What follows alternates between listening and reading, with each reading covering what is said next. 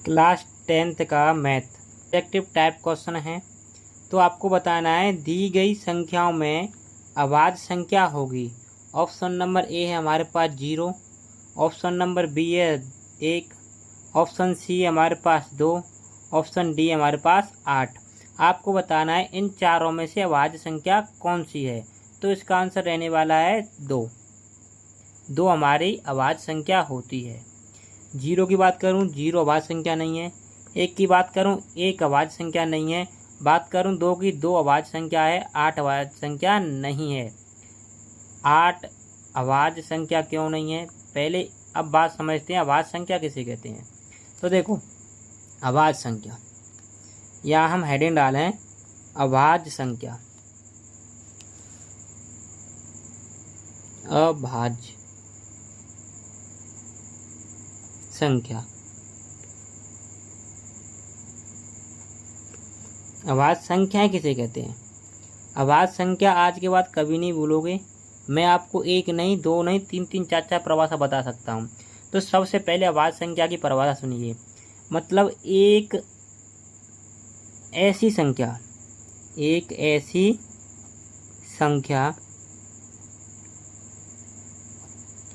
जिसके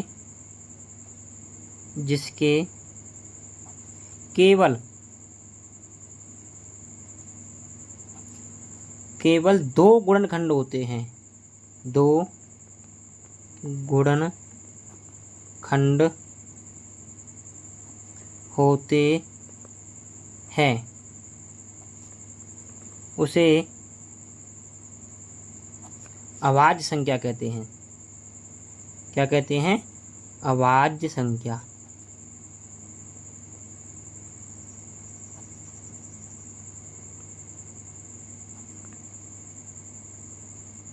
बात समझ आ रही है? तो ऐसी कौन कौन सी संख्या होती हैं। देखो मैं 0 की बात करूं, 0 में किस किस से भाग चला जाएगा भाई। 0 में 0 से भाग नहीं जा सकता, क्योंकि हम 0/0 लिखेंगे, ये अपरिभाषित होती है। इसका आंसर क्या आता है आप कमेंट बॉक्स में बताना, ठीक है। अगर मैं 0 में 1 से भाग दूं, गुणनखंड की बात कर रहा हूँ, यानी गुणनखंड का मतलब होता है जिसमें भाग जाना। 1 से भाग देंगे तो 0 आंसर आएगा। 0 में सिर्फ एक संख्या से भाग जाएगा, वो है सिर्फ 1।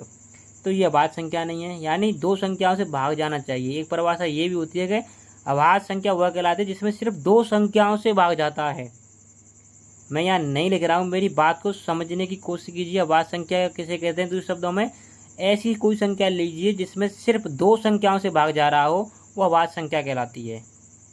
तीसरी परिभाषा ये भी हो सकती है कि ऐसी संख्या जिसमें स्वयं से और 1 का भाग जाए। बात समझे, स्वयं से और 1 का भाग जाए, वो अभाज्य संख्या कहलाती है। 3 परिभाषा बता दी। अब देखो कंडीशन लगा के 1 पर लगा के देखें। तो मैं 1 की बात करूं तो 1 में 1 का ही भाग जाएगा और किसी संख्या का भाग नहीं जाएगा। तो कह सकते हैं 1 का भाग गया है, 2 संख्याओं का नहीं गया है, 2 गुणनखंड नहीं है और 1 का जा रहा है, स्वयं का जा रहा है। कह सकते हैं 1 तो 1 का जा रहा है, 1 तो स्वयं है ही, तो 1 का ही जा रहा है। कहने का मतलब ये है। अब बात मैं करूँ संख्या 2 की। 2 अभाज्य संख्या कैसे है? तो देखो 2 के मैं फैक्टर करूंगा तो 2 आएंगे, यानी 2 में किस किस संख्या का भाग जाएगा? 1 का और 2 का। तो जिस संख्या में 2 संख्याओं से ही भाग जाता है, 2 में और किसी संख्या का भाग नहीं जाएगा, 1 का जाता है और 2 का जाता है। बात समझ आ रही है? तो ये कैसी संख्या है? अभाज्य संख्या है। और दूसरी बात मैंने क्या बताई थी? वह संख्या जिसमें 1 का भाग जाए और स्वयं उसी संख्या का भाग जाए, यानी 2 में 1 का भाग जा रहा है, स्वयं 2 का जा रहा है, तो ये भी अभाज्य संख्या है। अब ऑप्शन नंबर डी को समझिए। ऑप्शन नंबर डी में 8 दे रखा है।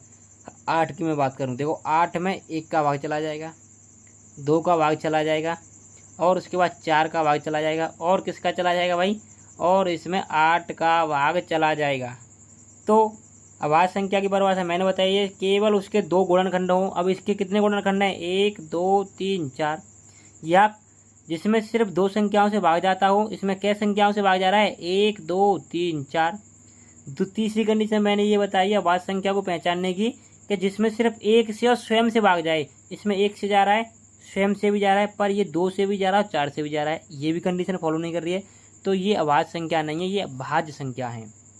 देखो और अभाज्य संख्याओं के बारे में बताऊँ आपको। आप अभाज्य गुणनखंड करते हो तो आपने कभी ध्यान दिया है कि उसमें हम सबसे पहले 2 का ही भाग क्यों देते हैं? क्योंकि 2 अभाज्य संख्या है। क्वेश्चन कह रहा है अभाज्य गुणनखंड कीजिए, तो अभाज्य संख्या से हमें भाग देना है। उसके बाद 3 से भाग देते हैं। क्या कभी आपने सोचा है 4 से भाग दिया? क्यों नहीं दिया उसमें भाई? क्योंकि 4 अभाज्य संख्या नहीं है। क्योंकि 4 की मैं बात करूं, 4 में 1 का भाग जाएगा, 2 का भाग जाएगा, 4 का भाग जाएगा। कंडीशन मैंने अभाज्य संख्या की बता दी आपको, जिसमें स्वयं से भाग जाए और 1 का भाग जाए वो अभाज्य संख्या है, या 2 संख्याओं का भाग चला जाए वो अभाज्य संख्या है। ये अभाज्य संख्या है। आप अभाज्य गुणनखंड करें किसी संख्या का, 2 से चेक कीजिए 2 से भाग जा रहा है या नहीं जा रहा है। उसके बाद 3 से चेक कीजिए, 4 से चेक करने की कोई ज़रूरत नहीं है। उसके बाद हमने देखा है कि 5 से लोग चेक करते हैं, आप भी करते हैं। फिर उसके बाद 6 से क्यों नहीं करते? क्योंकि 6 एक भाज्य संख्या है, अभाज्य संख्या नहीं है। उसके बाद 7 चेक करते हैं। 7 के बाद 8 से चेक नहीं करते, क्योंकि 8 कैसी संख्या है? भाज्य संख्या है। 9 से चेक नहीं करते, 9 भाज्य संख्या है। 10 से चेक नहीं करते, 10 भाज्य संख्या है। 11 से चेक करते हैं, 13 से चेक करते हैं, 17 से, 19 से, डॉट डॉट डॉट बहुत सारी अभाज्य संख्याएं होती हैं। तो आज की वीडियो आपको कैसी लगी? ऐसे ही मैथ से जुड़ी बातें जानने के लिए चैनल को सब्सक्राइब करें।